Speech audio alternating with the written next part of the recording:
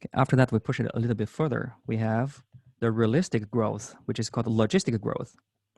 Not only we have a potential, you have a potential growth of exponential growth, you also have a maximum capacity, which is n, which you could never reach. This way, we have logistic growth.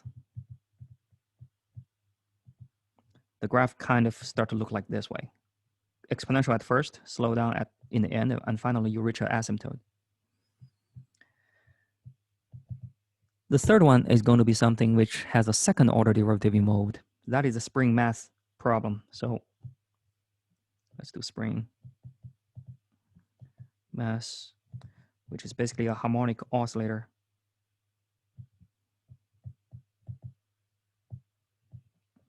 Okay, what we have is x prime prime, which is ma equals f, which is negative kx. We solved it. The answer is going to be sine square root of k over mx, which means this one oscillates all the time. With a spring, you just oscillate back and forth. Okay. Then we say, well, realistically, the complete equation should look like this. Minus a constant, let's just call it f times x prime. And this part gives you the friction. We will say it's not so easy to solve it right now as just guessing its sine or cosine. Okay, later we will talk about how to solve it. So finally, I give you a quick peek of something called differential systems.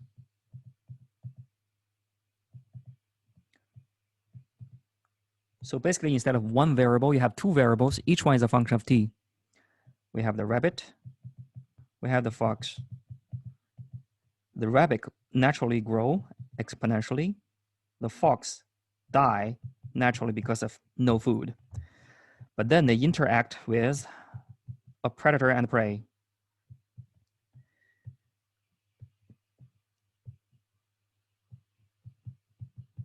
Okay, so basically the fox catch the rabbits. The rabbit was caught by the fox.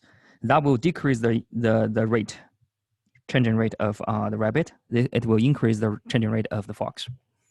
Okay, so this is called differential systems.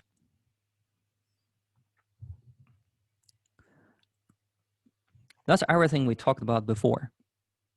Hopefully by now you have a clear idea of roughly what differential equation is. And you can see there are really no restrictions.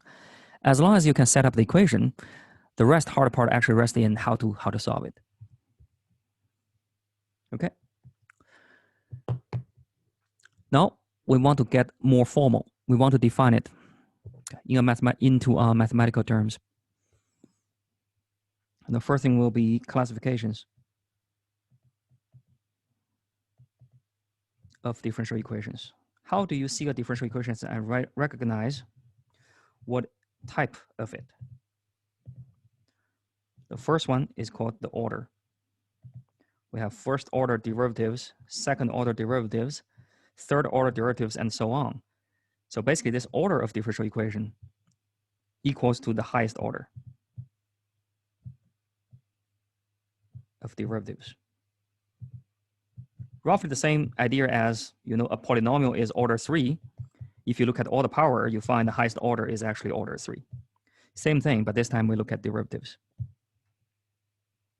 Okay. Second, we look at if this differential equation is linear or nonlinear.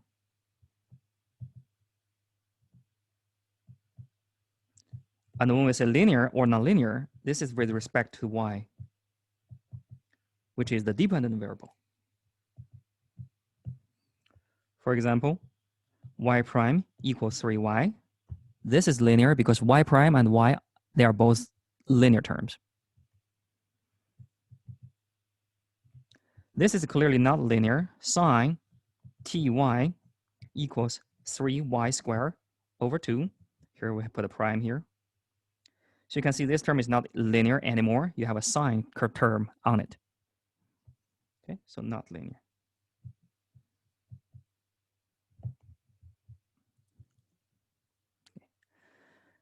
Number 3, just keep in mind, when we say linear and not linear, we're looking at y. So if you have something like this,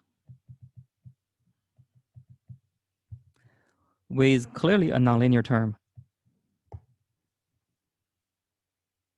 t squared. But now ask yourself again, this one is nonlinear, but not with respect to y. It's with respect to t. Therefore, this one is still considered to be a linear differential equation, which means the way to solve it is exactly the same the way you solve linear equations. Still linear. Okay? Because we want y to be linear. General principle is quite simple. The linear equations are easier, and nonlinear is next to impossible. We only know very special cases. Of course, they are very useful cases. But in general, nonlinear thing can be anything, and it's difficult to solve. Okay.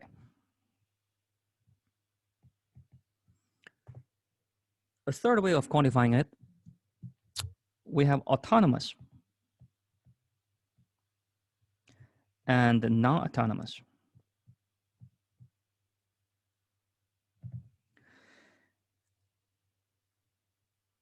I will just give you a first order example. Y prime equal to 3y, ky, whatever.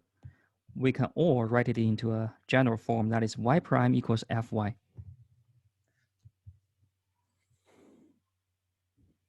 This is called autonomous.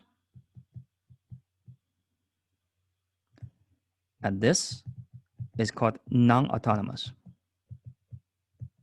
or not autonomous.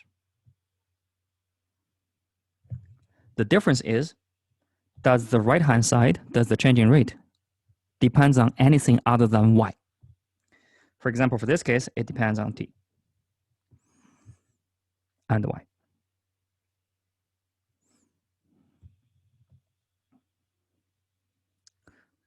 To give example, this is autonomous. Only depends on y. This is autonomous, even though it's not linear. It only depends on y. Okay. This is not autonomous because you have t involved.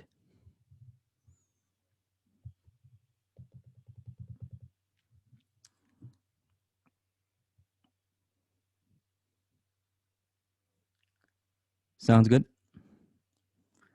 It's easy to differentiate it, to tell the difference between the formers, but what does it really mean? Think about it as y prime tells you what you will do next. How you are going to change, right? That's what you are going to do next. Y is what you are, or where you are, or what's your current state.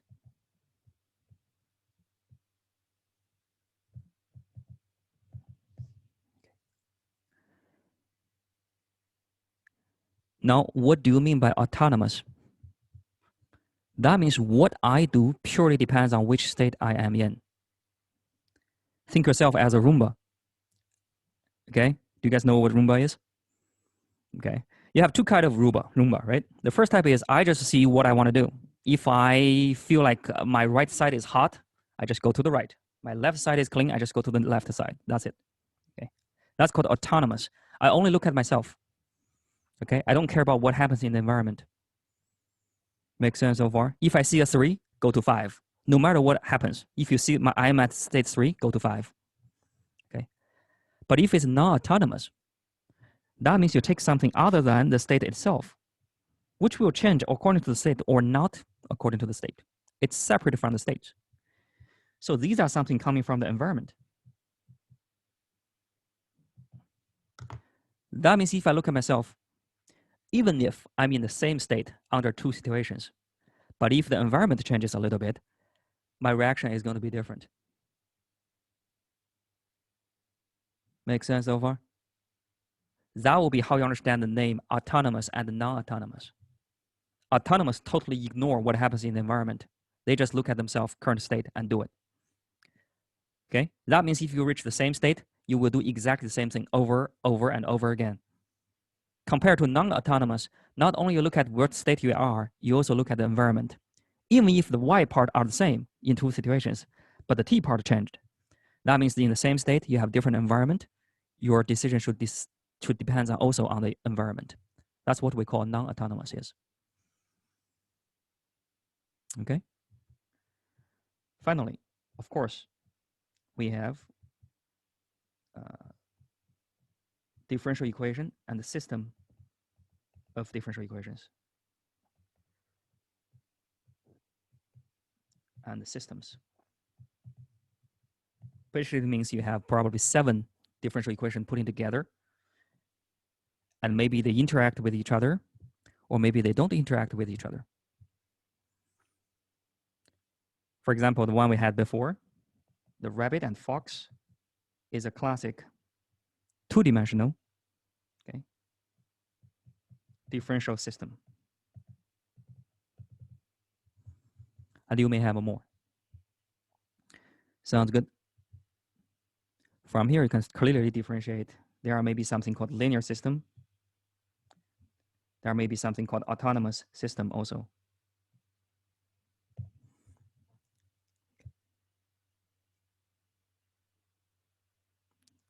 And our final goal is do exactly the same thing, except for this time, you put these two together to be a vector. You name it y. Then solving the system is the same as solving everything before, except you are doing things at a vector level. So next time you don't have to differentiate both cases. You just say, when the thing reduced to one dimension, I'm solving differential equations. Other than that, I'm solving systems. But basically the way to solve them are exactly the same. Okay? Then you can imagine linear algebra goes into play here because you're dealing with matrices. You're dealing with vectors.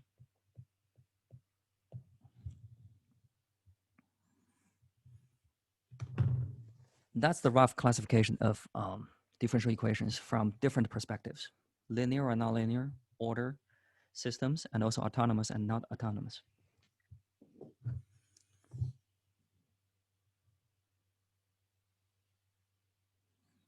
Everything makes sense so far? Cool. Second part, some other types which are related but not exactly the same. You know, when people talk about differential equations, there is a hidden assumption that they're talking about ordinary differential equations.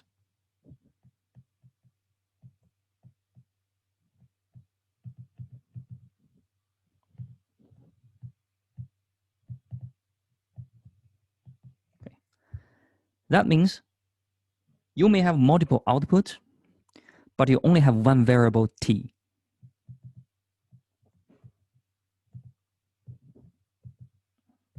Therefore, the derivatives you will see will be ordinary derivatives. It's just like first order, second order, but they're all going to look like, let's not say things in this way. Let's say d over dt. For many times maybe, but still it's ordinary.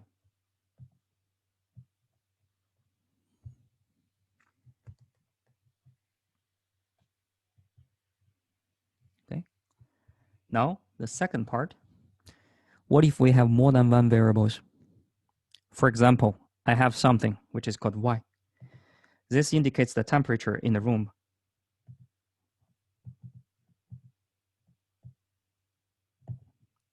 Is y a function of t?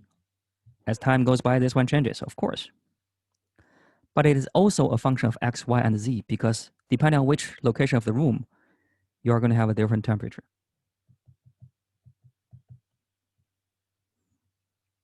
Okay. Now, if you are talking about differential equations, not only you have a time derivative, you also have a x derivative, y derivative, and z derivative. Now, coming from calculus 3, what do you have? You have something called partial derivatives.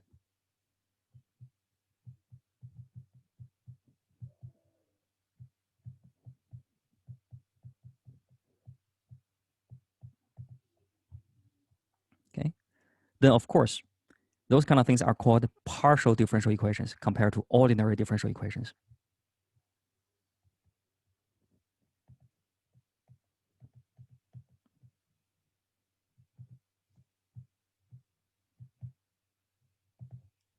Okay. Some classic example, one dimension, heat equation. UTT, UT, which means the time derivative equals UXX. Okay, a 3D looks like this, partial U, partial T equals. That's where you see the familiar divergence and curl and gradient comes into play. That's the heat equation. Looks fancy, but just partial derivatives. Wave equation.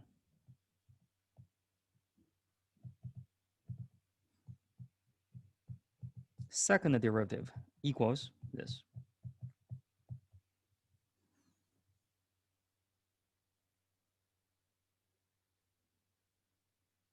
And we have more. I'm just going to give you the name. Maxwell's equation. They are all partial differential equations. Navier-Stokes, which are from fluid dynamics.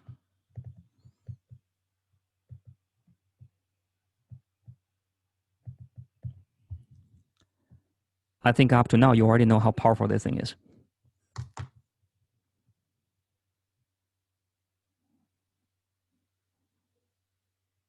For example, like Einstein's general relativity equation is a differential equation.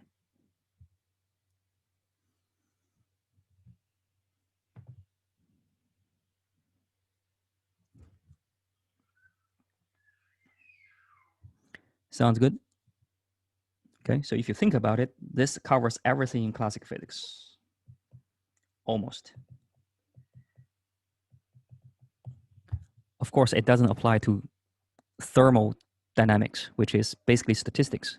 You assume things are not continuous, and also quantum mechanics. You cannot use this anymore, except for Schrödinger's equation.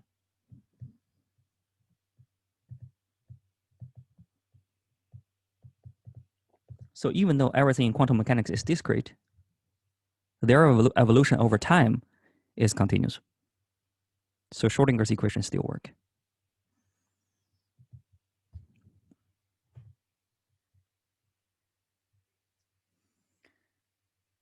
Okay, that's a huge side of differential equation. I'm suspecting for most of you guys, if you're in physics, partial differential equation will be eventually where you will be working at. You will rarely see anything which is differential equation. Okay. Third thing, so far, we talk about all the phenomena in terms of like derivatives, partial derivatives, but everything is still deterministic. You don't have any uncertainties. You don't have any randomness. Okay. But now, if you think about, you solve a differential equation which captures the changing rate of something which has a lot of randomness in, that would be called stochastic equations. That's basically a differential equation, but you add in uncertainty.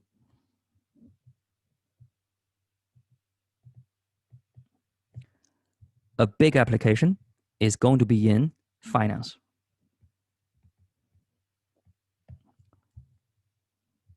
You see things like this, right, all the time for the stock market. You're hoping something like that, which is a solution, has a derivative anywhere for differential equations, but what you really see is something like this. Okay? But now your idea is quite simple. You decompose it into a randomness plus a differential equation, and you quantify the part you can quantify and leave the noise out. Okay, that is called stochastic. If you're interested, try to Google something called Black Scholl's equation. I think by now you should be already able to read it. You will understand what it's trying to say. Okay, it's quite easy, except for the random part, but it's just one part.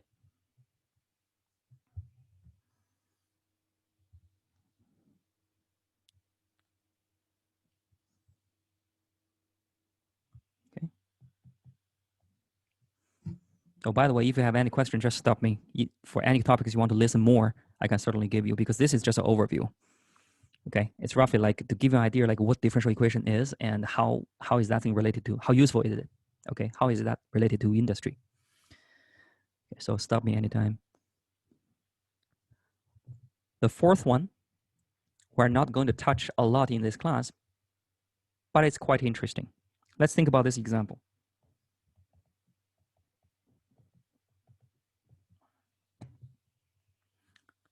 That's logistic growth, which is in the nature. Okay. Now, what you want to do? Assume these tells you the population of the fish, how it grows in Michigan's lake. All right. But now, what you want to do is you want to add in a function, which means you want to interfere with the nature and try to change the behavior of the nature so that thing evolves in the way you want it to evolve. Good so far? But how are you going to interfere? Are you going to fish a fixed amount every year? Are you going to fish a fixed percentage every year? Are you going to follow a sine wave? For example, fish a lot the odd year and don't fish during the even year? What's the best strategy of doing it? Make sense so far? Okay. So your job in this case is try to find this u such that if you solve this equation, the nature, the y, behave as you expected.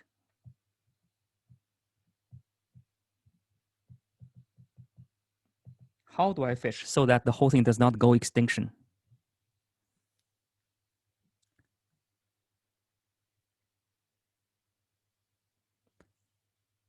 In war, how should I kill people so that they will never be able to reproduce again?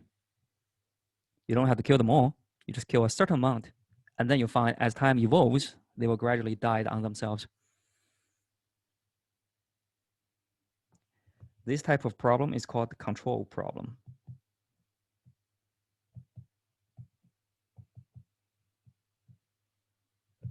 Okay.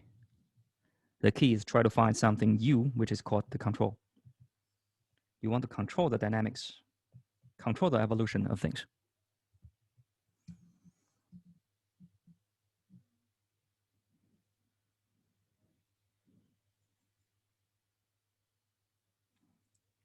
Sadly, we cannot go over it in our class, and we don't offer this kind of class in UWL. But you should really go online and try to Google this because that's where all the fascinating engineering happens. For example, how to design a toilet to make sure that that thing automatically stops when you put water in. How do you have a small cart going this way, okay, with a bar, and you want to balance that bar as you go to that way so this thing doesn't fall? That's all control problems. You pick a U, you pick an input such that you change the dynamics. Because if you don't do anything, this one is definitely going to fall.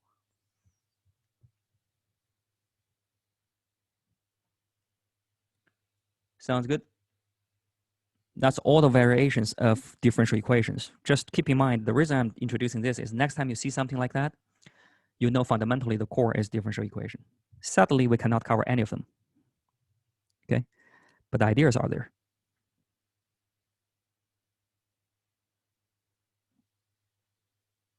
Questions so far?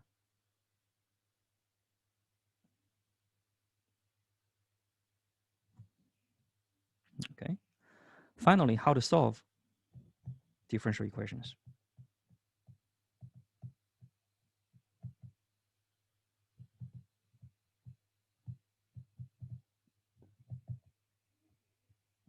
First way, analytically.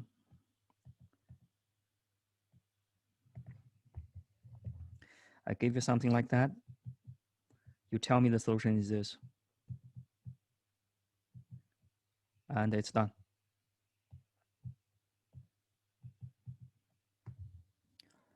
Once you know the former, you know everything.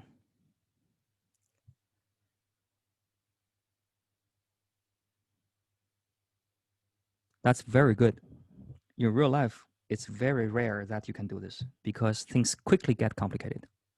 Even I just put a +1 here. Do you even know how to solve it? Okay, so that's why it's complicated. Okay. Second, you cannot solve it analytically.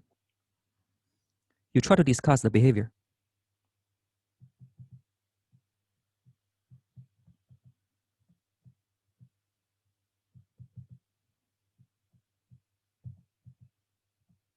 That means I cannot give you a formula, but I kind of know that you start from somewhere, you go up a little bit, and then you just, smooth out, and eventually you stop at some asymptote. That's the way we solve this. Technically, it's not called solved. That's the way we try to get some information without solving it. Okay? And this is a huge thing in mathematics and in physics too, because usually sometimes you don't care too much, or maybe you're just too limited. You cannot find that number, but you still want to discuss, is it finite? Is it stable? Okay? So the keywords you will see constantly will be called equilibrium.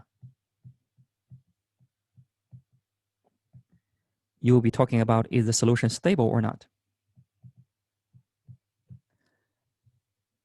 That is also where you start to analyze something called chaos system. Has anybody heard about the three bodies problem before? Colin, did you know you had? Yeah, can you tell us what three body problem is? If I remember correctly, it's about essentially just three planets orbiting around each other due to gravity and solving that for their equations of motion. Yeah, what's special about it? It's chaotic, right? Yeah. So if you change the initial solutions, the equations of motions can change a lot. Does it make sense to everybody?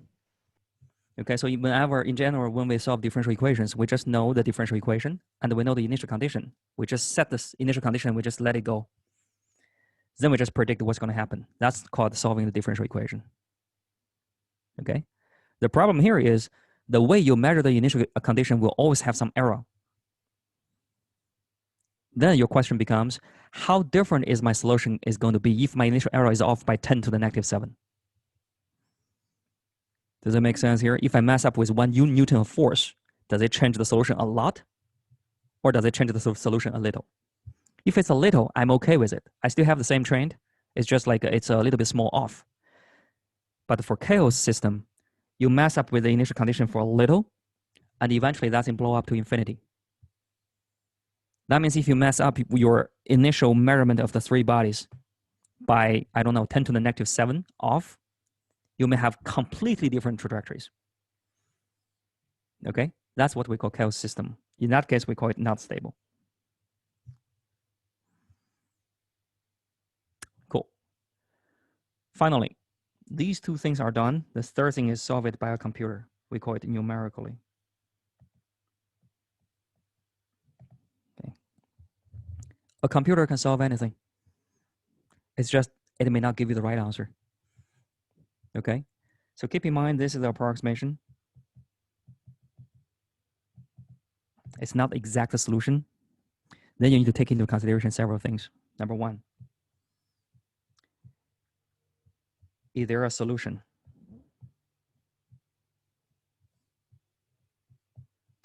Basically means if I have a solution, can I trust it? Number two, you need to talk about efficiency. How much resource do you need? How much time? How big of computing power? Okay. What kind of algorithm do you want to pick? Number three is, of course, the error analysis. Please tell me the error is under control. For example, if you use a numerical solution to solve a chaos system, you're in trouble because any tiny little thing off is going to be completely different.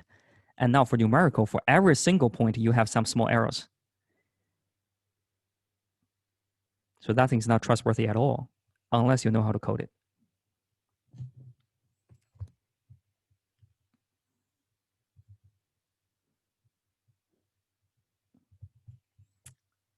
Make sense so far? I will try to give you some examples here. So let's take a look at what people can do with numerical solutions. Okay. By the way, this is a really good channel if you are interested. It's called 2 Minutes Papers.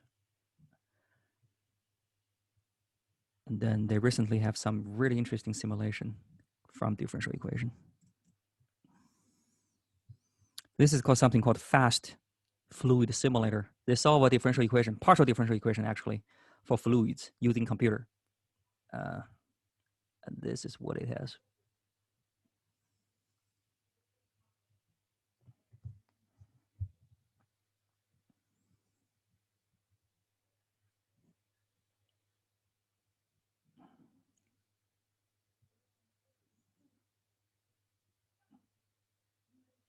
These are more sticky ones.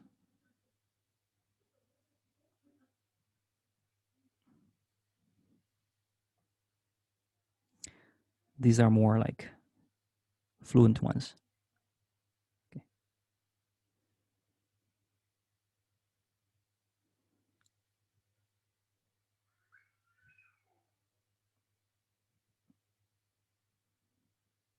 Wow, this is really okay. That's one thing, and you can also see how they simulate solid. Yeah, too many. Let's see. All you need to do is just do a different type of differential equation here.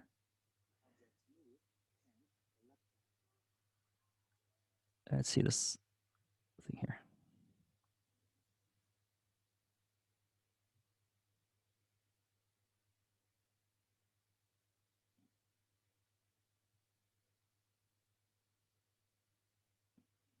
Okay. And here's a way to do sausage, which is not realistic, by the way. I don't know if you can tell. Okay. I thought it was pretty realistic. They said, no, this is not real. That's why they're doing a paper to improve it. And this is the real one.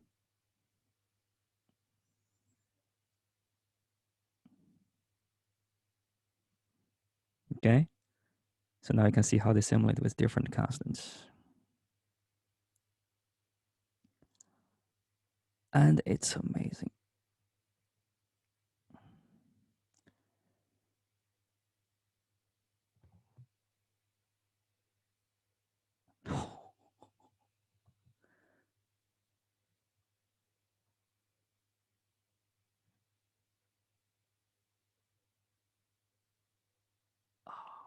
Yes. Okay. Finally.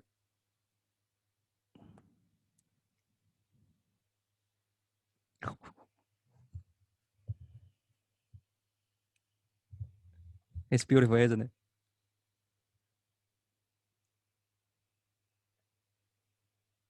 Yeah, that's the one with the most sticky one. So you can see the whole surface was teared off. Yeah, so there are people working on those kind of things to make the algorithm faster and faster and more realistic, more and more flexible. So yeah, that's really interesting. Of course, there are a lot of challenges. A typical challenge you can think about is actually something called multi-scale problems. For example, if you're trying to simulate some kind of geological behaviors, you have some long-term behavior like the earthquake, like the consolidations and things, which takes millions of years, right? You also have something which happens really fast, which is the earthquake. How do you combine them together?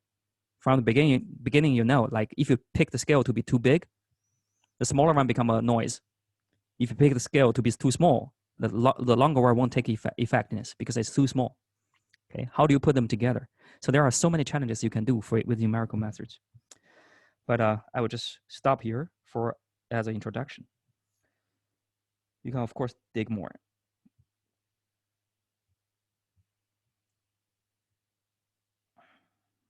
Okay. Okay, that's everything about the introduction. Any questions so far you want to talk about? Just raise your hand before you say it. And again, the class is about conversation. There's really nothing to compute here. The book is terrible, and you can read it yourself. You can learn everything yourself. You don't need me. Colin. Yep. Is there any easy way to tell when there's going to be chaos in a system? There are ways, and this actually through the, how to say, I won't say an easy way, but through analyzing the behavior. Okay. Okay, and you will use something you had learned before, for example, like geometric sequence. You know if a certain type of thing, for example, you can take something which changes from this point to the next point, and you realize that thing is going to be 1 over t, then you know, okay, there is trouble. Things Okay. like that. So you're looking for small hints when you analyze the solution. Yeah, I don't know if that's easy, but it Yeah. requires some work, but there are certain hints you can look for. Yep. Okay. Thank you. But I would say unless it's something classic, you cannot just look at the equation and just say, wow, no, this is bad. Okay. It's probably too quick. Yep. Mm-hmm. Doug, what's your question? So for those CFD simulations that we were watching, like Mhm. for example with the tearing meat or the bread, there has to be an element of like randomness in there, right? That's introduced into the simulation. Actually, it depends on what you want to do. So if you don't have a randomness there, then every time you do the experiment, it's going to be the same, even though in real life it's going to be different, right? But if you do it to the simulation, every time it's going to be the same. So the parameters they have there are roughly something like Young's modulus. Mm-hmm. And in terms of and Poisson's those ratio, general, yeah, Poisson's ratio and things like more like physical quantities parameters you can tweak to see how sticky that thing is. But of course, when you do the real life simulation, you can actually add in some reasonable noise. Then what you're trying to deal with is stochastic differential equation. Okay, and the way to compute it is going to involve Monte Carlo simulation. yeah, that Monte Carlo introduction is kind of our method of getting randomness into it then, right? And a controlled factor by like adding that noise or something. Yeah. Just so, but basically you just manually add those kind of noises, and you need to justify why do you add noise into this way. For example, the easiest one is going to be normal distribution. Well, that's something you can add, but there are certain normal distribution is called white noise because it's so. When you turn the TV on and there is no signal, you see a lot of like a flake thing, like small white dots. That's why it's called white noise. It's just like purely random. But there are also things called pink and the brown noise. The harder part is always about which noise do you pick? What kind of noise do you pick? And which one is more realistic and how to quantify them. Then one more question, if you don't mind. Would there be any value in, say, simulating something 5 times and using that as a data That's exactly set the to idea observe? of Monte Carlo simulation. Actually, you do it 1,000 times and take the mean. So not 5 times, actually 1,000 times or 2,000 times. Yeah. So every time you see people doing a simulation, usually what you get is something like this. But you also get a band around it. That tells you, okay, during the 1,000 simulations or something, sometimes the thing is here, sometimes the thing is here. But in general, if you take the mean, the thing is roughly here. Okay, so simulation definitely has to be done in multiple times. That being said, it's really difficult to do this in computer because number one, you need to generate random numbers. And the random numbers in computer science is actually not really random. It's pseudo-random. Okay, that's a problem. Second, this is slow. If you need to generate a lot of numbers and run them, right? Those things can be solved by quantum computing. That's one big thing about quantum computing now is just like, wow, that thing can really generate real random numbers and they can do it really fast. Okay, so that's why quantum computing have contributions in multiple fields, but one big field is going to be anything related to Monte Carlo. Actually, they are not going to be called Monte Carlo anymore because you have a better sampling method, which is going to be named in some other name, not Monte Carlo anymore.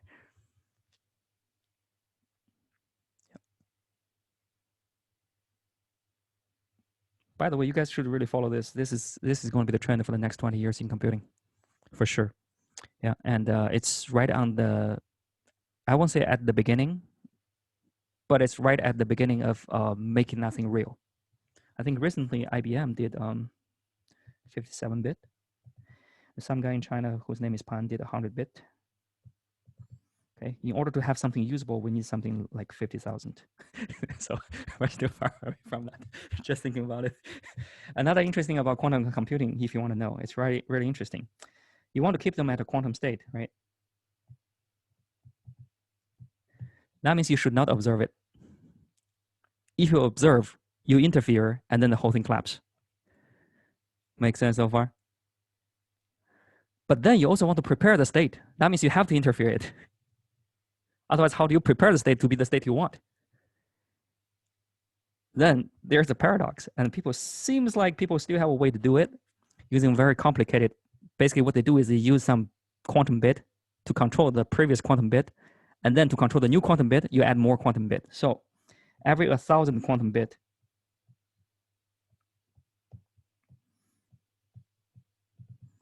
you can use that to simulate a real one logic quantum bit. These are physical. And the thing we need here is going to be logic bit. So you need to time that thing by 1,000. That's how many physical bit we need right now. Okay, so either this one improves, or somehow that one improves. It's really impossible right now. Yeah. Doc, do you still have questions? I can't. I keep forgetting to unmute, sorry. On the quantum computing side, is there any value to using randomness, like the Monte Carlo simulations alongside something like Schrodinger's, where you can model like quantum computing situations over a certain period? That's two different things. Like Schrodinger's equation does not have randomness in it. Okay, the Schrodinger equation itself is trying to modeling probability, so it's different from quantum mechanics. But of course, Schrodinger equation can be solved by quantum computing simply because quantum computer is a quantum experiment. So you don't have to solve anything. You just put the thing there and wait and then observe. And that thing itself will be the solution. Right? So you don't have to actually compute that thing in the virtual space. That thing literally is a quantum system. Cool. Yeah. Thanks.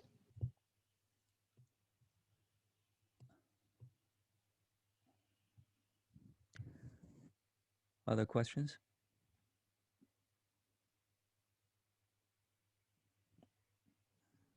Yeah, those discussions are really good because, again, everything here is pretty simple. We're just going to teach you the basic level stuff. The really important thing for this one is open your mind, and so you can Google something and you know what to Google. That's way better than just going over all the calculations I'm going to go over, which is pretty boring, by the way.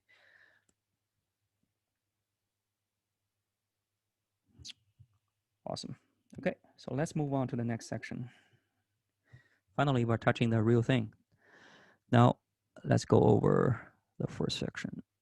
1.2. We are talking about, let's go to chapter 1.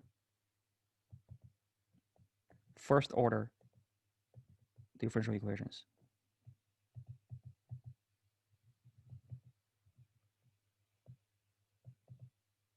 Okay, 1.2. Separable equation. Okay. So now we are going to go ahead and try to solve a equation, especially this one, before we cannot solve. Now we are going to teach you how to solve it by hand. Okay. Of course, the first thing we need to talk about is, what do you mean by a solution?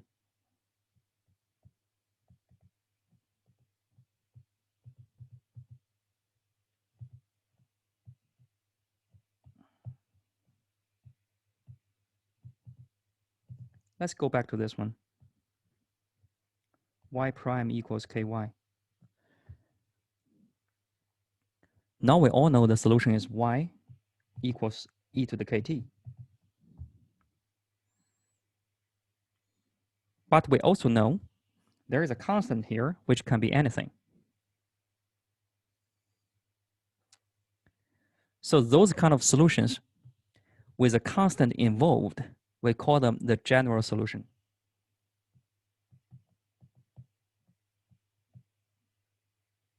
And when you solve a differential equation, you always get the general solution. You cannot have one answer.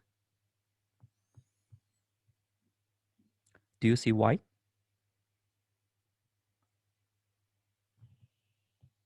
Do you see where the constant come from?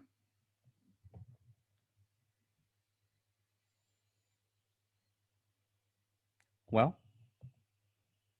you do have a y prime, right? If I tell you y prime is 2x, what is y? X squared and plus a constant. Okay, so basically the constant comes from, once you take the derivative, you kind of lose the information. Or another way, when you take the integral to get rid of the derivative, you create one constant. Okay, so that's where the constant comes from. A second thing you need to think about is, if you have a first order and you solve it, you are going to have one constant. If you have a second order derivative, in the differential equation. Probably you should have a C and you should have a D somewhere because you take the integral over twice. So roughly, number of order equals the number of constant you need in the general solution. Sounds good? Okay. Then of course, what if I just want to have a very special solution? Because in real life, I never have multiple answers. I only have one answer. Tell me how the population is going to change. Tell me how this cart is going to move. Okay. Then what you do is you need to give it additional information. To get a constant, you just give me something called the initial value.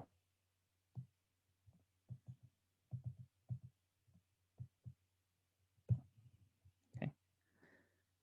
Which we have done before. Y prime equals 2x and y0 equals 0. Together,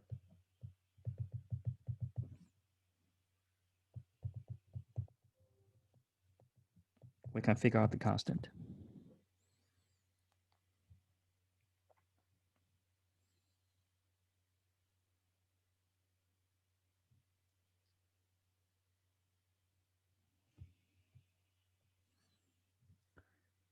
Similarly, if you have a second derivative, you need two initial values.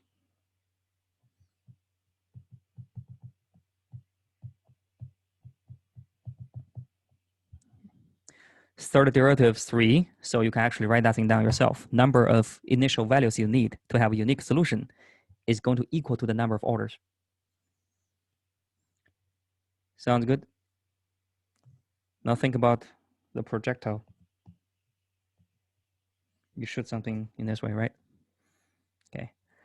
Can you solve it?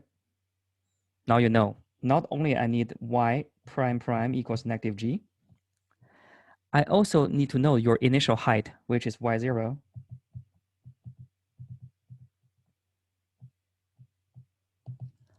And I also need your initial speed.